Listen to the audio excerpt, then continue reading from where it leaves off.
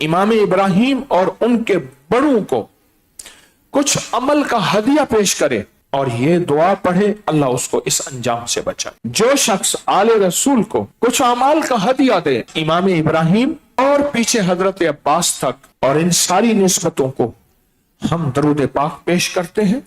अगर तो आप चाहते हैं कि अल्लाह हमारा ऐसा अंजाम ना हो, हमारी नस्लों का भी ऐसा अंजाम ना हो कि उन पे फक्र आए, उन पे फाके आए, उन पे गुर्बत आए, उन पे तंगदस्ती आए और उनकी हालत ऐसी हो कि वो इबरत बन जाए। अगर ना हो, उन हस्तियों को अमाल का हदिया दें। फिर इस दुआ को मांगते हैं कि अल्लाह कभी मुझ पे फक्र, फाका, गुर्बत, तंगदस्ती, जिल्लत, कुफ्र, जुल्मत, इल्लत, किल्लत, जिल्लत अल्लाह मुझे और मेरी नस्लों को ना आए। अल्लाह मेरी हिफाजत, किफायत, किफालत फरमा और मेरी नस्लों की भी। और कभी यह वक्त ना आए कि मैं जालिमों में शुमार हो जाऊं, जिस तरह वो जालिम बने। इस तरह की सारी नियतें करनी है। आइए पढ़े फिर अल्लाहुम्मा सल्ली अला मुहम्मदन व आले मोहम्मद। पढ़े उन हस्तियों को। किन हस्तियों को? इमाम इब्राहिम। और इमाम इब्राहिम कौन थे?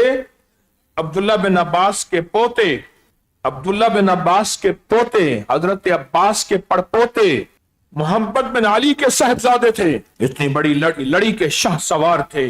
काजिम भी आ गए, इमाम जैद, सारी हस्तियां, इमाम रजा, सारी हस्तियां आले रसूल जितनी भी हैं वो सारे के सारे उनको हदिया कर दिया। ये अमल उन्होंने लिखा है कि हाथ उठा के, नंगे सर हाथ उठा के, और इस दुआ को पढ़ना है, अल्लाहुम्मा इन्नी आऊज़ु बिका मिन ज़वाले नेमतिक।